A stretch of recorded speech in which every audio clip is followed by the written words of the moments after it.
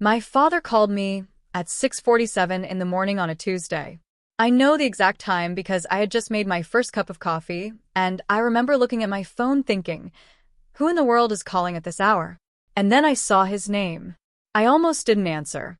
Not because I was busy, not because I was asleep, but because the last time my father and I had spoken, he'd sat across from me at Thanksgiving dinner, in front of my aunts, my cousins, my grandmother, God rest her soul, and he had pointed at me, literally pointed at me across the table like I was a misbehaving child, and said, Savannah needs to fix her mistake before she starts talking about what other people should be doing. I was 29 years old. I had a mortgage, a salary, a team of 11 people I managed every single day, and my father pointed at me like I was 7. I answered the phone anyway, because I was raised to answer when family calls. That's what I've been told my entire life. Family first, blood first, no matter what. My name is Savannah Caldwell, and this is the story of how I finally learned that some lessons have to come from the other direction, and my father learned his the hard way. Let me give you the picture because none of what happened at Thanksgiving makes sense unless you understand where I come from. My father, Gerald Caldwell, is 61 years old. He spent 30 years as a regional sales manager for a manufacturing company outside of Columbus, Ohio. He is the kind of man who irons his jeans, who has opinions about everything, your career, your apartment, your relationship, the way you hold your fork. He was not a cruel father. I want to be clear about that. He wasn't abusive. He wasn't a monster. He was just certain that he was always right, certain that his way was the only way, and certain, above all else, that my older brother Derrick could do no wrong. Derrick. Where do I even begin with Derrick? Derrick is 34 years old. He is the kind of face people trust immediately, easy smile, firm handshake, always remembered your birthday. Except he remembered it because he put it in his phone calendar to send an automated text. I know this because his ex-girlfriend told me after they broke up. Derrick's charm was always a little bit manufactured, a little bit too smooth. But to my father, Derrick was everything. First son, first college graduate in the family. Derrick got the car for his 16th birthday. Derrick got his college tuition paid in full. Derrick got the down payment for his first condo. And Derrick, even now at 34, still called my father to help fix things, a leaking pipe, a confusing tax form, a work conflict, and my father drove 40 minutes across Columbus every single time, beaming the whole way there. I got different treatment. When I was 16 and asked for driving lessons, my father said I needed to figure it out because he was too busy with Derrick's baseball tournaments. When I got into Ohio State for computer science, which, by the way, nobody in our family had ever done, my father said, "That's great, Savannah, but who's going to pay for it?" Not a joke. Not a rhetorical question. A genuine inquiry, delivered with a shrug. I got loans. I worked 25 hours a week at a campus coffee shop. I graduated with a 3.7 GPA and $38,000 in debt. Derrick's graduation party had a caterer. My graduation dinner was at Applebee's, and Dad spent most of it on his phone because Derrick had something going on. I told myself it was just how things were. Oldest child, only son, it was a generational thing, a cultural thing, something I could rise above. And for the most part, I did. I got a job at a mid-sized tech company in Columbus, worked my way up from coordinator to project manager in 5 years, bought my own house at 27. I was proud of myself. I didn't need my father's validation. Or at least, I'd convinced myself I didn't. The trouble really started, about 8 months before that Thanksgiving dinner. I was managing a large software rollout at work, a client migration project worth about $2.3 million in contracts. It was the biggest thing I'd ever led. And in the middle of it, I made a call that didn't land the way I expected. I pushed the timeline up by 2 weeks at the client's request, without fully pressure testing whether my team could absorb it. They couldn't. We missed an internal deadline by 4 days. Not the client's deadline. We actually delivered on time for them, but an internal performance benchmark. My director pulled me in. We had a frank conversation. She told me the decision showed eagerness, but lacked strategic depth. She gave me a formal written note in my file. Not a demotion. Not a firing. A note. And then we moved on, the project delivered successfully, the client renewed their contract, and I was back on track within 6 weeks. I made the mistake of mentioning it to my mother on the phone, just venting. Just saying that it had been a hard quarter. My mother told my father. My father told Derrick. And then, 2 Sundays later at a family lunch, not even Thanksgiving yet, just a regular Sunday, Derrick leaned back in his chair and said, "So Savannah, Dad told me you've been having some trouble at work. You doing okay over there?" The way he said it, the slight smile, the way my father nodded along like Derrick was being kind and concerned. "I'm fine," I said. "It was just a rough quarter. It's handled." "Yeah, but mistakes like that can follow you," Derrick said. "You gotta be careful in corporate. One bad mark and you're done." I looked at my father, expecting him to redirect. To say, "She said she's fine, Derrick." Something. Anything. He said, "He's right, Savannah. You need to be more careful. You can't afford slip-ups at your level." I excused myself to get more water and stood in the kitchen for 3 full minutes, breathing through my nose. That was the first incident. The second came 6 weeks later at my cousin Bree's birthday dinner. I'd just been offered a stretch assignment, leading a new division pilot program, which was essentially a promotion without the title yet. I was excited. I mentioned it at dinner. Derrick immediately said, "Is that smart? Given what just happened?" "That was handled months ago," I said. "This is actually because of the project's success." My father looked doubtful. "You sure you're not overextending yourself? Your brother's point is valid." I stared at him. "Dad, my director offered me this. It's a good thing." Just saying, know your limits. Know your limits. I was 29 years old with a house and a career, and he was telling me to know my limits.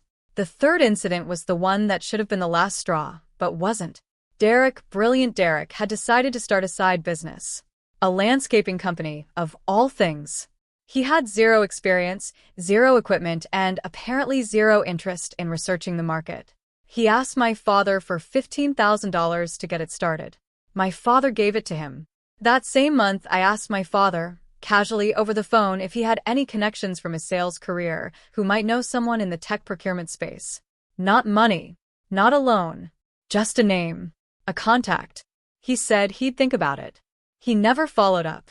Derrick's landscaping company burned through the $15,000 in 4 months and quietly disappeared. My father never once mentioned it. Never once brought up Derrick needing to fix his mistake. Thanksgiving. There were 14 of us at the table. My grandmother, my aunts Linda and Carol, my cousins Bree and Marcus, My mom. my father, Derrick, Derrick's new girlfriend, Ashley, who had only met us twice and deserved none of what she witnessed, and me. My father had made a toast. He always made a toast, and he'd gone around the table saying something nice about everyone. When he got to Derrick, he said, "I am so proud of this young man's entrepreneurial spirit. Even when things don't work out, you keep trying, and that's what counts." The landscaping company that ate $15,000. He called it entrepreneurial spirit. When he got to me, he said, "Savannah is smart when she's focused." When she's focused. In front of my grandmother. I smiled. I said thank you. I cut my turkey and told myself to let it go. And then someone, I think it was Aunt Linda, genuinely just making conversation, mentioned that my company had won a Regional Tech Innovation Award. She'd seen it on LinkedIn. She said, "Savannah, is that your project they're talking about?" I nodded. Yeah, the migration project I led. We got recognized for client retention outcomes. And Derrick, I will never forget this as long as I live. Derrick leaned over to Ashley and said, just loud enough for the table to hear, "That's the project she almost tanked." The table went quiet. And my father, looked at me and said, "Well, you need to make sure you fix your mistake before you start taking credit for the win." I felt something go cold inside me. Not hot. Not explosive. Cold. Like a light switching off. I set down my fork. I looked at my father. I said, "Okay, Dad." That was all I said. But in my head, something had shifted. Something final.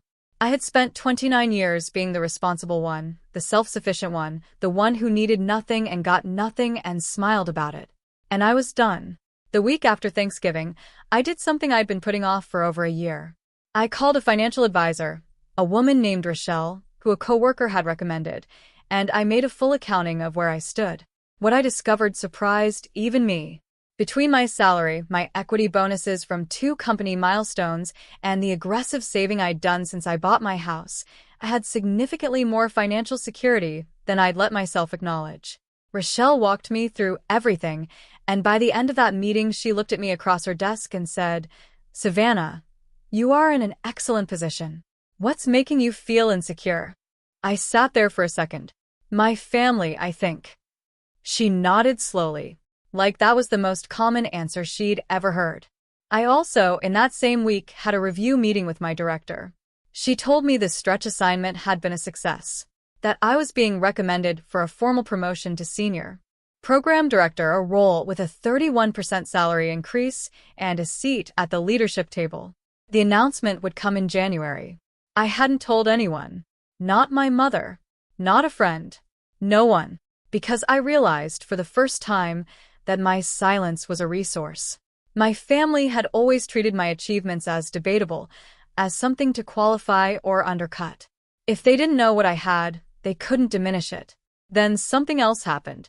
Something I didn't plan.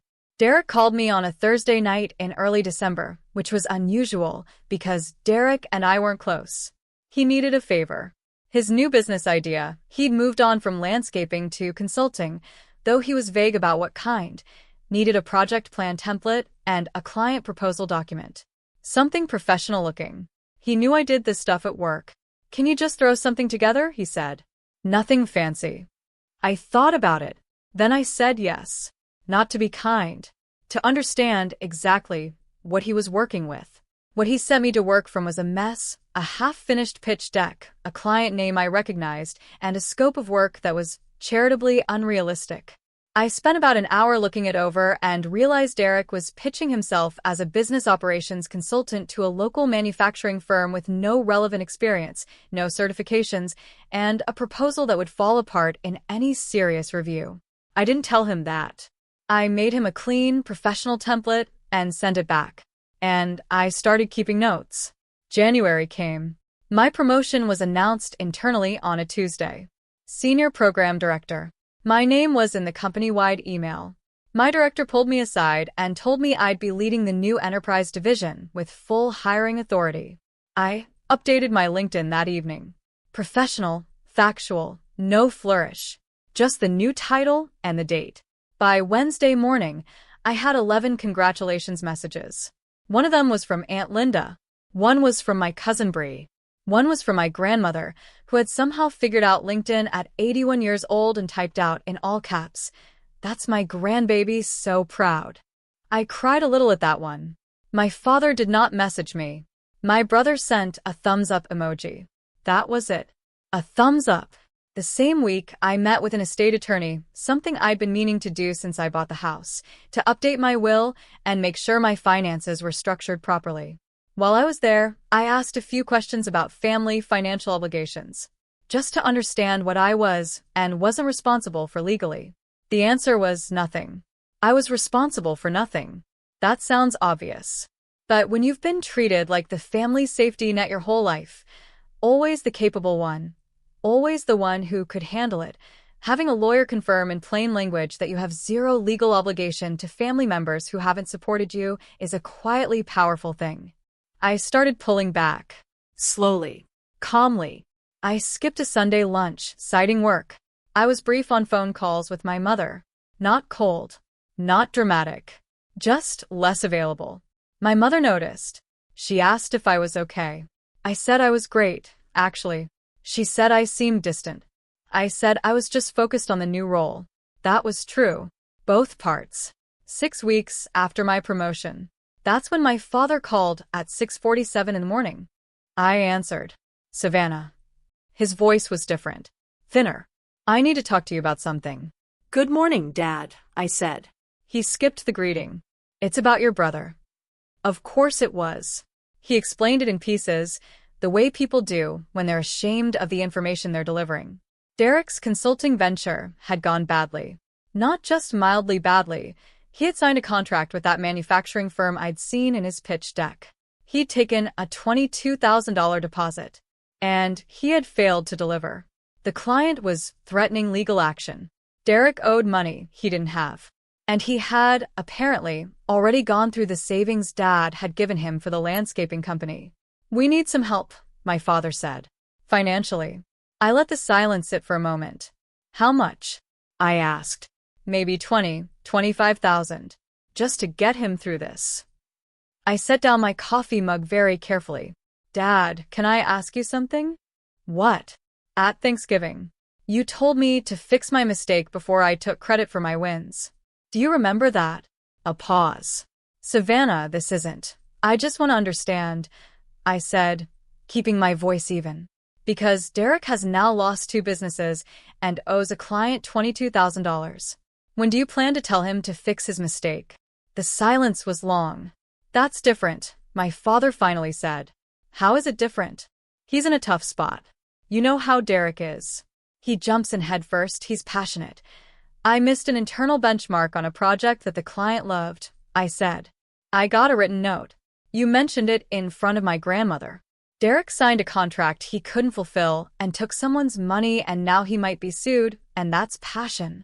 "Savannah, I'm not calling to argue." "I know. You're calling to ask me to pay for it." I took a breath. "Dad, I'm not going to do that." Another silence. Then his voice shifted, harder, more familiar, the voice he used when he expected compliance. "After everything this family has done for you, what has this family done for me, Dad?" I asked. Specifically. "I'm not being rhetorical. I want to know what you've done." He listed a few things. That he drove me to school events when I was little. That he was there for my graduation. That he'd always kept the door open. "You gave Derrick $15,000 for a business and never followed up," I said. "You paid his college tuition. You gave him his first car. When I needed one contact, one name from your network, you said you'd think about it and never called back. And when I got the biggest recognition of my career, you told me I needed to fix my mistake." I paused. The door being open isn't the same as actually walking through it. He was quiet for so long I thought the call had dropped. "Then, so you're not going to help your brother?" "No," I said. "I'm not. I hope you know what this means for our relationship." It was meant to be a threat. I recognized the shape of it, the implication that if I didn't comply, I would lose something. I would be cast out. I would be the difficult one, the ungrateful one, the one who abandoned family. But here's the thing about threats that are built on leverage you no longer have over someone. They're just words. "I understand," I said. "I hope Derrick finds a way through this. I genuinely do. But I can't fund choices I had no part in. I have to go. I have an 8 o'clock. I paused. "Love you, Dad." And I hung up. I stood in my kitchen for a minute. My coffee had gone a little cold. I heated it up, sat at my counter, and looked out at the backyard. My backyard, the one I'd bought myself, and felt something I hadn't expected to feel. Peace. Just quiet, simple peace. A week after that phone call, I sent my father an email. Not emotional. Not a list of grievances. Just a clear, calm message explaining that I needed space, that I was not in a position to provide financial support to Derrick, and that I would be stepping back from family dynamics that didn't feel reciprocal. I told him I was not estranging myself permanently. I told him I loved him. I told him I hoped we could have a different kind of relationship someday. He didn't respond for 3 weeks. When he did, the email was 2 sentences long.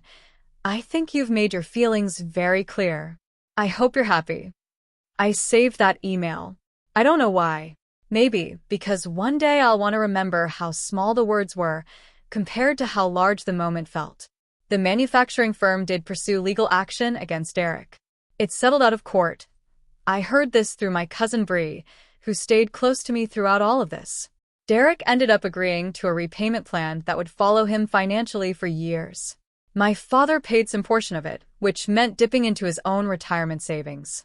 Something he had spent decades carefully building. That detail hit me harder than I expected. Not with satisfaction. I want to be honest about that. It hit me with a kind of sorrow, actually, because I could see the shape of the future my father had built for himself.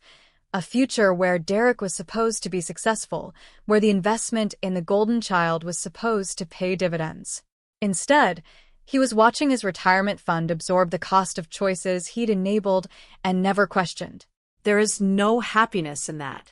It's just consequence. Derrick, from what Bree tells me, is still looking for his next venture. He's also been dating someone new, and apparently she has strong opinions about financial responsibility. I genuinely hope that's good for him. My mother called me about 3 months after everything fell apart. She didn't say much about my father or Derrick. She mostly just wanted to hear my voice. We talked for 40 minutes about small things, a show she was watching, a garden she was starting. Before she hung up, she said, "I know things have been hard. I wish I'd said more." I told her I knew. That was enough for now. The promotion has been everything I'd hoped. I hired 2 people for my new division. We're ahead of quarterly targets. My director mentioned my name in a leadership roundtable as an example of someone who handles pressure with maturity. I don't think about Thanksgiving every day anymore. Some weeks I barely think about it at all. Now, almost a year out, I can sit with this and actually see it clearly. I wasn't the problem. I was never the problem. But I spent a long time absorbing the implication that I was too sensitive, too ambitious, too unwilling to just go along with the way things were. And the insidious thing about that kind of messaging, when it comes from family, is that it bypasses your rational mind. You don't fact-check it. You just absorb it. The day my father called asking for money was the day I finally fact-checked it. And the facts were very different from the story I'd been told. My father called one more time about 2 months ago. I answered. The conversation was short and careful, like 2 people stepping around something fragile on the floor. He asked about work. I told him it was going well. He said he was proud of me. It was the first time he'd said that without a qualifier attached to it. No when you're focused. No if you're careful. Just proud. I said thank you. I don't know if we'll ever fully repair things. I'm open to it if it happens honestly. But I'm no longer willing to buy my way into my own family's respect. That's not repair. That's just a different kind of transaction. If you're listening to this and you recognize your own family in any part of mine, the constant qualification, the scorekeeping that always comes out in your brother's favor, the moments when you did everything right and still got the footnote instead of the headline, I want you to hear this. Your worth is not negotiable. Your achievements don't need a disclaimer. And the moment you stop explaining yourself to people who've already decided how to see you is the moment you actually start living. My name is Savannah Caldwell. I have a house, a title, and a backyard I sit in on Sunday mornings with a cup of coffee that is exactly the right temperature. And I don't answer calls at 6:47 in the morning anymore. Unless I want to.